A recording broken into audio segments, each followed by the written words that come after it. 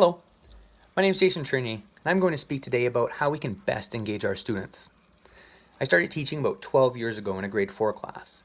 I was a young, energetic teacher who came in the classroom with a guitar, magic tricks, and quite the talent for drawing. I, like other young teachers, thought that I would have these kids eating out of my hands because I was just so cool. Sure enough, most of the kids in the class were pumped about what I was doing. But there were some who didn't seem interested in anything that I was saying. This was alarming, since I was the greatest thing to hit the classroom since the smartboard. So I started asking those students if they were having fun in class. They said they were indeed having fun, but sing-alongs and magic were not really that interesting to them. That got me thinking about the things that I thought were engaging to students versus what would actually engage them in the learning. I decided to take a step back from my idea of interesting and starting asking the students questions. What's fun for you? What kind of music do you like? What do you like about school? What do you find boring about school? Do you have any worries or fears? As those answers started to come in, I started to get the idea for engaging this particular group of students. I went home that night and I learned to play songs that they knew and liked. I tried to find ways to teach my lessons in a manner that they told me that they enjoyed. I started to see more engagement from each of them. They loved seeing the things that they had an interest in reflecting in the teaching. Thanks to that group of students, I learned to start each year by asking questions and getting them to tell me what motivated them. Now, I eventually ended up in kindergarten and kept using the same sort of questioning stance to find out about each group of students. I don't think I'll ever forget this one boy in particular who had a passion for Spider-Man. A passion for Spider-Man. Now, this young fella hated to tidy. I mean, he really hated it. In my class, I give the students a 5-minute warning about tidying, just to help them wrap their minds around the idea that their free time is coming to an end.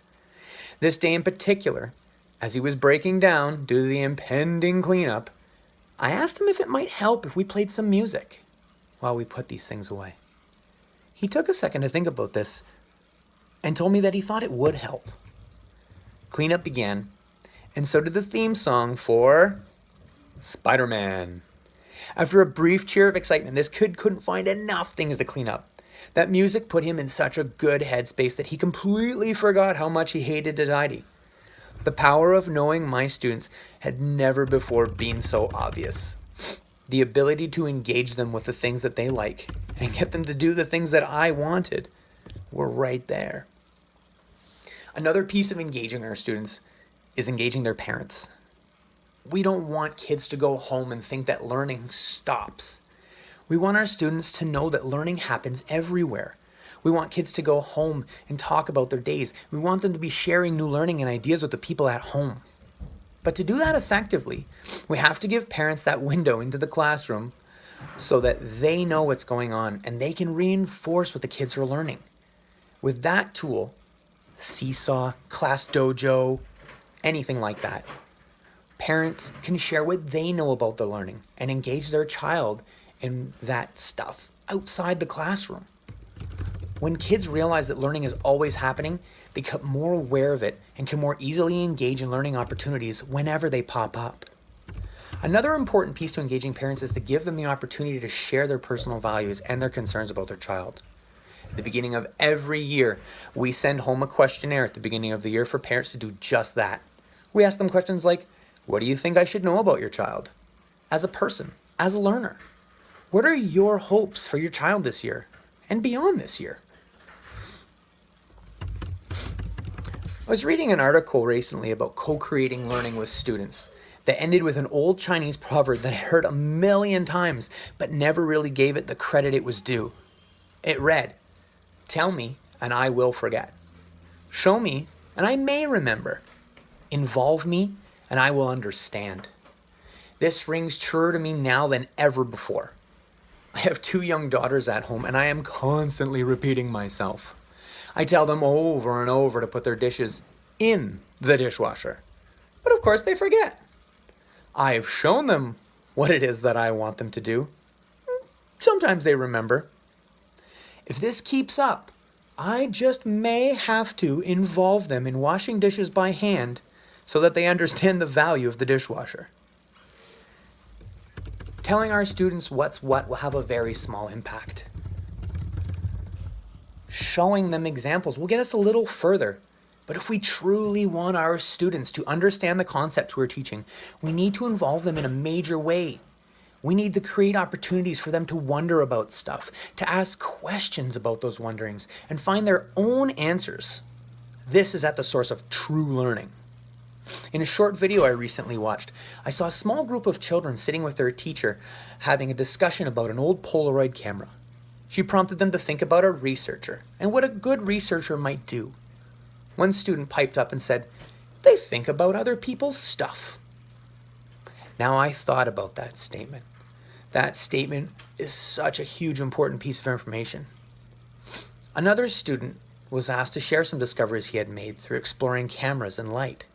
He shared his learning with the class by showing drawings of what he had learned, what he discovered. He then brought his classmates over to an overhead projector to show them exactly what he had done to learn how the light made colors and lines. Soon the students were taking turns manipulating the materials he used and making their own learning and discoveries. This student was given the chance to co-construct this learning opportunity for himself and for his fellow students, who got the chance to think about other people's stuff, like good researchers do. Finally, he involved everyone in this process, which led to serious engagement. Those students were engaged by trying out this process. Now, I just said a mouthful. This stuff isn't going to happen overnight. It happens with time, repetition, dedication. I would recommend that everybody take 10-15 minutes to read a short article around making small changes to inspire big engagement. It's called Little Changes, Big Results: The Impact of Simple Changes to Early Years Learning Environments. Spoiler alert! The article highlights a group of teaching teams who made some very small adjustments to their programs that inspired them to continue reflecting upon and fine-tuning their teachings to improve the engagement of their students. Students are best engaged when the three pillars of successful education are working in sync. Student engagement happens when the teacher is learning about their students, when the parents are reinforcing the learning outside the classroom, and when the community of learners are working together to build meaningful connections. I hope you've all enjoyed this short speech. Thank you very much.